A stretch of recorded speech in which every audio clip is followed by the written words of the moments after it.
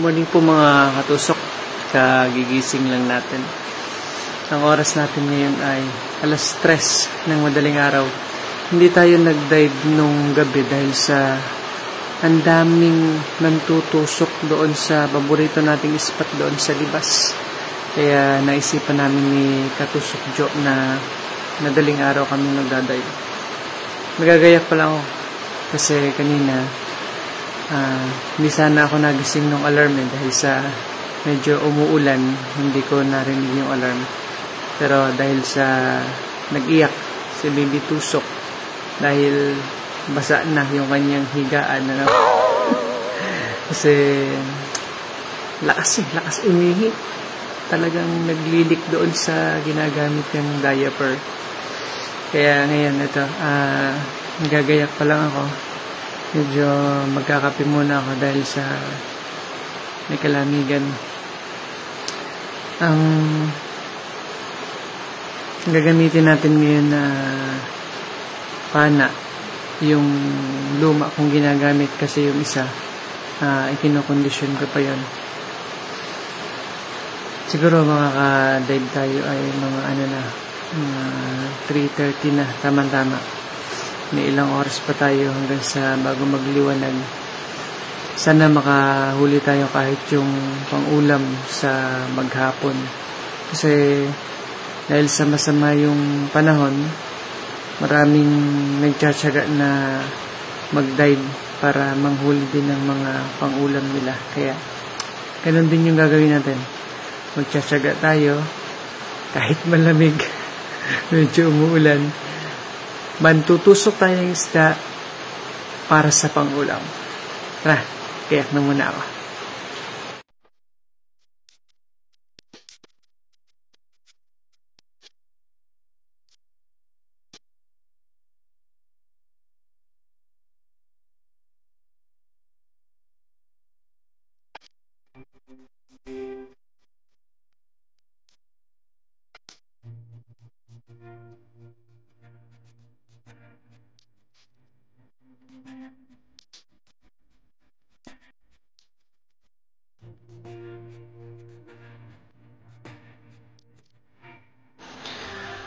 Okay mga katusok, dito ko tinatago yung aking mga pana para malayo ito sa mga bata.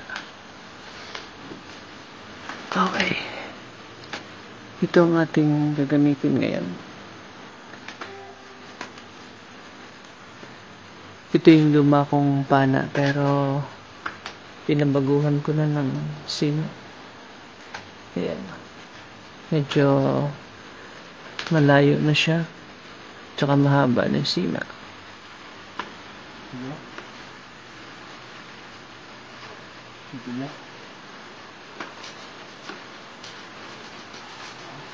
Kasi ito yung gamitin natin.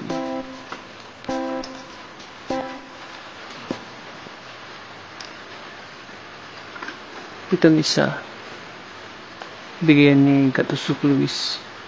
Pero hindi pa yan tapos. Ito naman yung galing kay Katusok Russell. Dito tayo.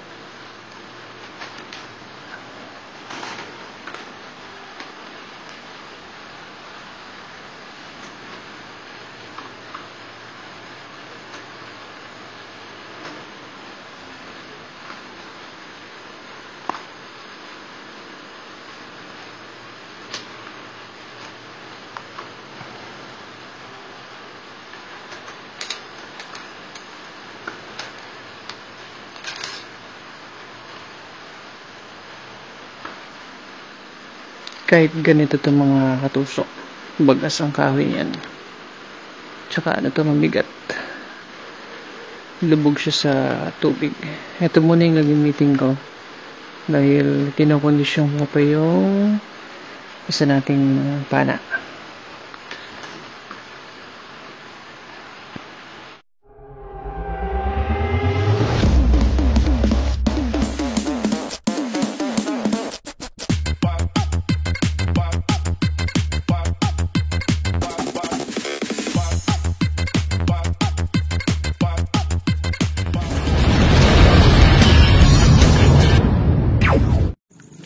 Good morning mga katusok. Nandito na tayo ngayon sa Barangay Libas, sa paborito nating spot. Muli nyo kaming samahan ngayong umaga.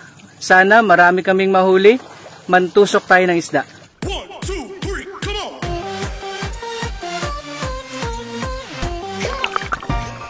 Okay mga katusok, medyo malabo-labo ang ating tubig ngayon. Kaya pupunta tayo dun sa parteng malalim. Yan, malinaw, kitang-kita ang panos. Ayun, panos agad ang nakita natin. Patay kang panos ka. Mahigit isang guhit ito mga katusok. Nandito tayo sa lugar na medyo malalim-lalim mga katusok, mga 6 na metro. Kasi dun sa tabi malabo eh, maraming latak. Kaya dito kami ni Katusok Diyos sa laot-laot. Yun, laki ng panos. Eto, meron na naman tayong tutusukin. Isang kanuping ito mga katusok. Nag-iintay oh. Patay kang kanuping ka. Muntik ng mamata. Hindi muna natin to ilalagay sa ating bangka-bangkaanan mga katusok. Kasi medyo abala pa yun. Padadamihin muna natin. Eto, pangatlo nating tutusukin. Ano kaya to? Yun, isang manitis. Patay kang manitis ka. Oh, sub-sub ka sa buhangin. Nakakatatlo na tayo mga katusok. Mamaya natin ilalagay sa bangka kapag kayong marami-rami na para isang lagayan lang. Eto, may pang-apat na tayo mga katusok. Ano naman kayang isda ito? Ayun, malikot. Ay, sayang. Hindi tinamaan ang likot kasi. Ang tawag namin dun sa isdang yun mga katusok, dalagang bukid. Solid, tinatawag din solid. Ito, solid ulit ito o dalagang bukid. Sigurado ako, tatamaan na to sa atin. Ayun oh, patay kang dalagang bukid ka. Ang ganda ng tama. Nung pagkatusok sa kanya, papalapit pa sa atin. Ewan nga ba kung bakit ito tinawag na dalagang bukid. Siguro dahil dalaga, pero wala naman sa bukid. Eto, manitis na naman to mga katusok. Ayun oh.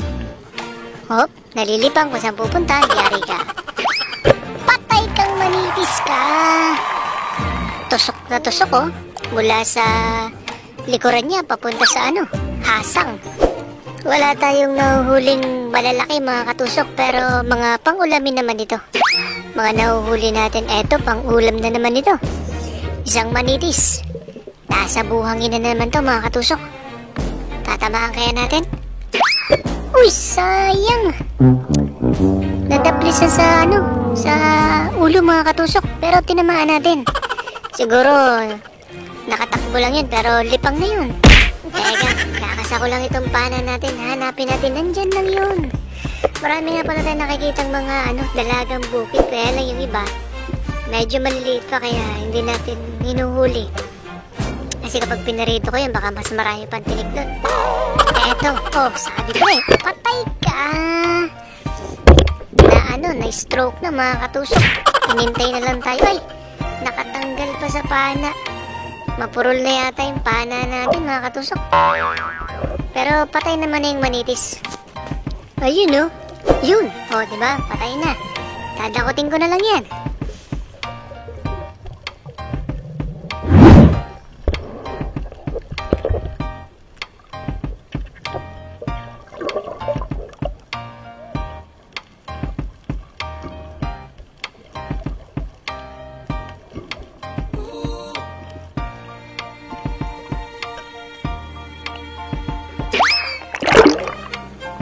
Yun oh, dalagang bukid yun mga katusok. Medyo malalim-lalim to. Pero kahit malalim, kitang-kita nyo mga katusok. Ang liwanag ng flashlight natin. Yun. Patay ka. Tusok, ang dalagang bukid.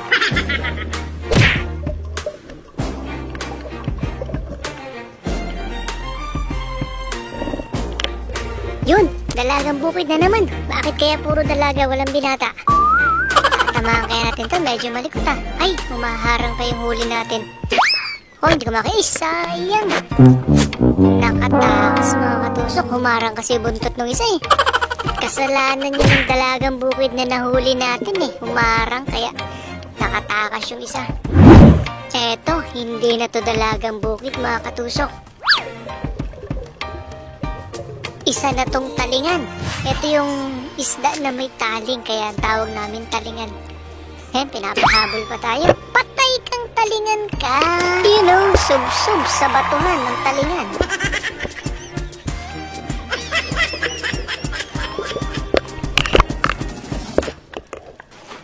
Eto, kanina ko pa hinahanap mga katusok. Medyo madalang yung nakikita natin ganito. Isang samaral. You know, nakatigil lang, hinihintay tayo. Patay kang samaral ka. Dumaklis mga katusok. Hindi bumaon dun sa may katawan niya, pero bumaon dun sa parting tiyan niya. Mapurol na talaga yung dulo ng ating pana. Ang dami na kasi nating natusok na bato. Katatama natin dun sa mga bato. Ayan, mapurol na. Pero ito, nasa buhangin na tayo. Isang danggit ito mga katusok. Patay kang danggit ka. Nandito na tayo sa lugar na malapit-lapit na tayo sa tabi mga katusok.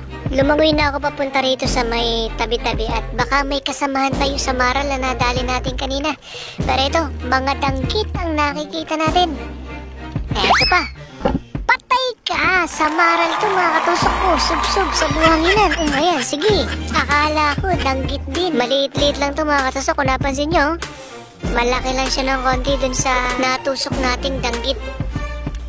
Yun! Naku, mailap. May nakita ulit akong danggit mga katusok. Kaya lang, ang bilis. Siguro dahil sa malapit ng mag-umaga, kaya lumilinaw na yung paningin nila. Ganun ba yun? Ayun, pinakita ko. Hop! Ay, naku, sayang.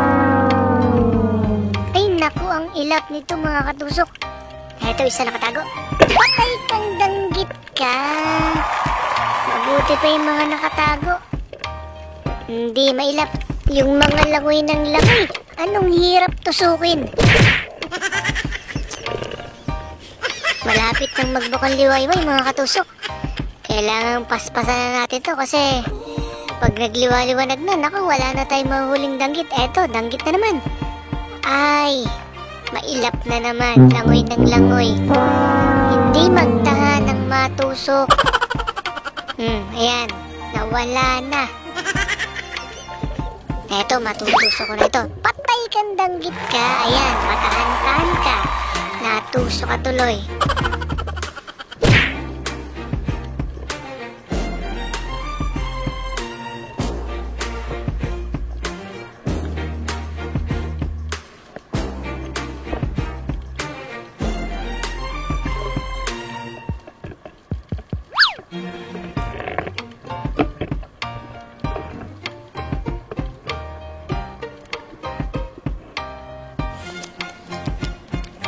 Eto, danggit na naman mga katusok. At nakatago. Akala siguro hindi ko siya makikita.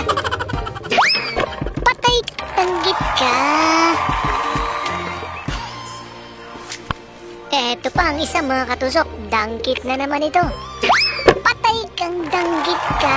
Pati bato, patay ka. Papurol na naman ang pana natin ito. Eto pa. Ang daming danggit. Ay, hindi pala. Manitis pala. Patay kang manitis ka. Eto po mga katusok. May nakita ako nakatagong manitis. Medyo malaki-laki din sa huli nating natusok. Ayun oh.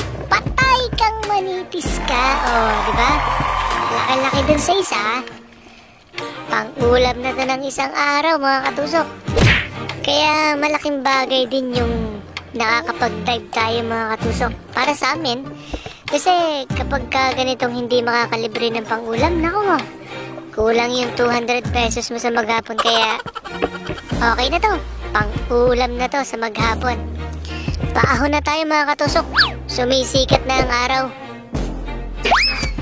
Dalawang video na itong pinagsama ko mga katusok para naman hindi kayo mabitin. Pero itong pangalawang dive ko sa kasunod na gabi, ay may hindi inaasahang pangyayari mga katusok.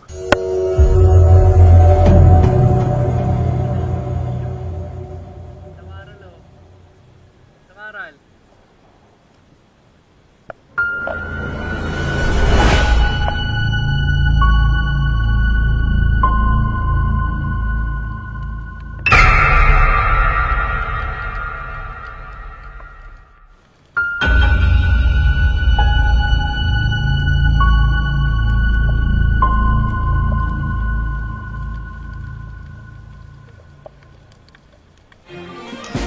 Pangalawang dive na natin ngayon mga katusok, at sa pagkakataong ito, napakarami nating nasasalubong na mga salabay. Lalo na yung mga maliliit pa. Naku, ang dami. Kaliwat kanan, lalo na dito sa parting tabi. Kaya inaaya ko ni Katusok Jo doon sa laut-laut daw. Yun, kanuping. Patay kang kanuping ka. Pangalawang natusok na natin ito. Yung una nating nadali, danggit yun. Ito, kanuping naman o emperor fish. Mamaya siguro pupunta tayo sa laot mga katusok kasi napakaraming salabay dito sa tabi. Baka madelikado tayo. Eto, delikado to sa atin. Isang manitis. Pang-ulam. Patay kang manitis ka o lubog sa buhanginan. Pagpasensyahan nyo muna yung boses ko mga katusok. Delikado rin kasi ang lagay, namamalat ako. Ang kasunod naman nating tutusukin, isang itiman. Ayun, ay, nako, buntot na lang, inabutan natin. Pumasok na sa butas. Masyadong mailap. Nalalaksan yata dun sa flashlight natin. Kasi mababaw eh. Kapag ka mababaw, syempre masyadong maliwanag yung ating flashlight. Alam niyo ba mga katusok? Eto ang pinakamakulit na nilalang sa dagat na nakita ko sa buong panahon ng pantutusok ko dito sa Barangay Libas. Tingnan niyo kung gaano kakulit itong pawikan na to. Napakalaki niyan mga katusok. Yan din ang pinakamalaki sa mga nakita ko. Lumalapit siya sa akin. Hinaharangan ko siya nung pana kasi yung mga nakaraan, muntik-muntik na akong mahampas sa katawan. Nambabangga kasi yan eh. Tingnan nyo, umiikot lang siya. Pagkatapos, titigil yan. Tapos pabalik na naman yan mga katusok. Pero pansin ko sa kanya mga katusok, madalas siyang nakaharang doon sa lugar na pupuntahan ko. Ang plano ko kasi ng time na yan mga katusok, pupunta na ako doon sa laot. Kasi nandun si Katusok Jo, madalang daw ang salabay doon. Tsaka madalang kasi isda dito sa tabi, kaya doon na sana ako matutusok. Baka may malalaki doon. Pero masyadong nagpapapansin itong malaking pawikan sa atin. Ayan oh, pabalik-balik siya. Tapos hinaharangan niya tayo. Parang nagpapakitang gilas. Para bagang may gustong may gustong sabihin.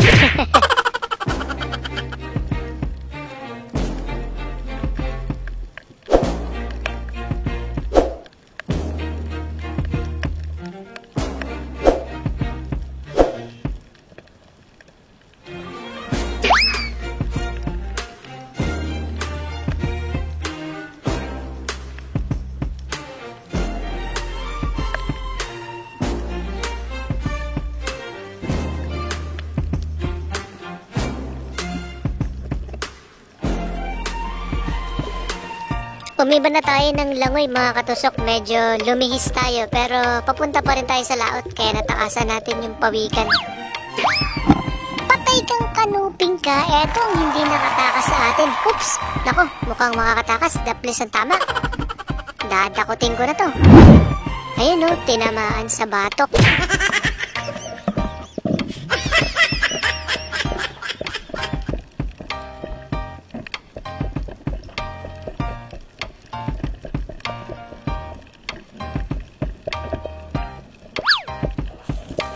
Tinanggal ko na sa pana mga katusok kasi baka makalpas. Ilalagay na lang natin sa ating bangka-bangkaanan.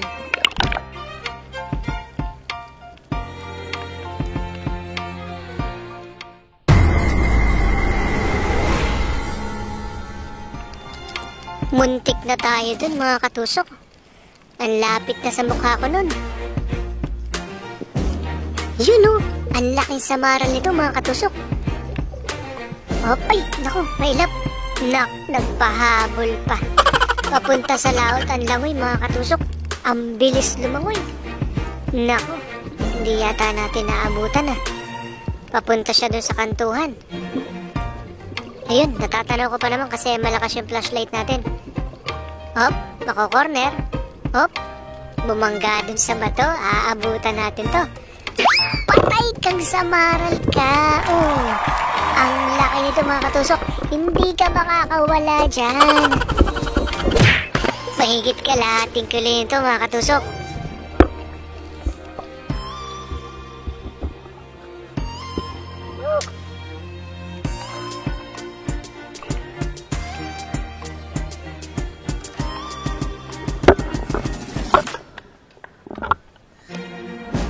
Nagpahabol sa atin yung samaral papunta rito sa malalim na part mga katusok. Malapit na tayo kay Katusok Jo. Kaya diretso na tayo ron.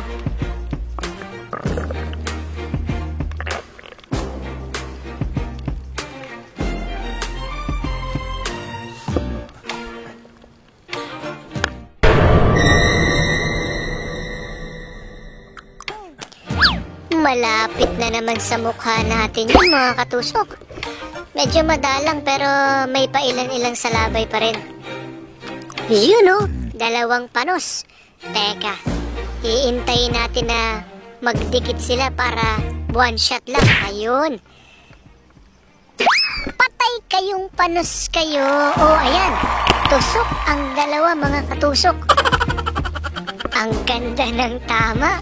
Talagang nagpatong sila Ayan, tuloy. Nakikita nyo nang may mantutusok. Nagdikit pa kayo. Eto ang kasunod nating tutusukin. Isang manitis. Pero eto na rin yung huli nating tutusukin. Kasi pagkatapos nating mahuli yan mga katusok, eto na yung hindi inaasahang pangyayari.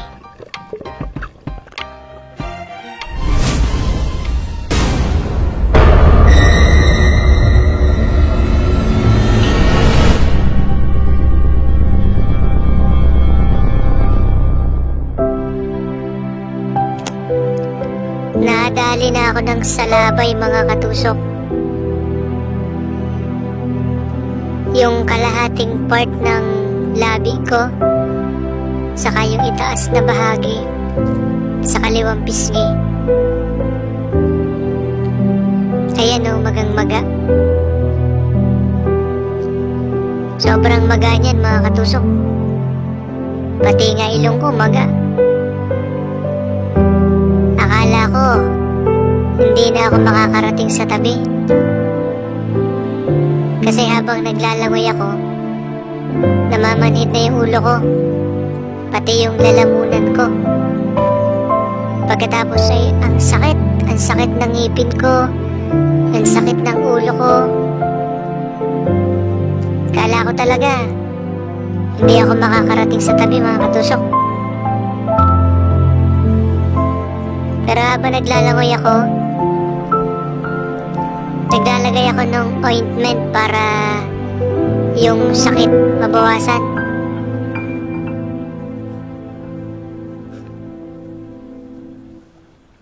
Ito lang yung nahuli natin kanina mga katusok.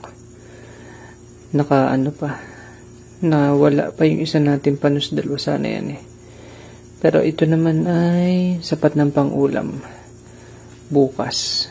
Ang laki nung nakaswerte tayo ng isang malaking samaral kalahating kiluhin.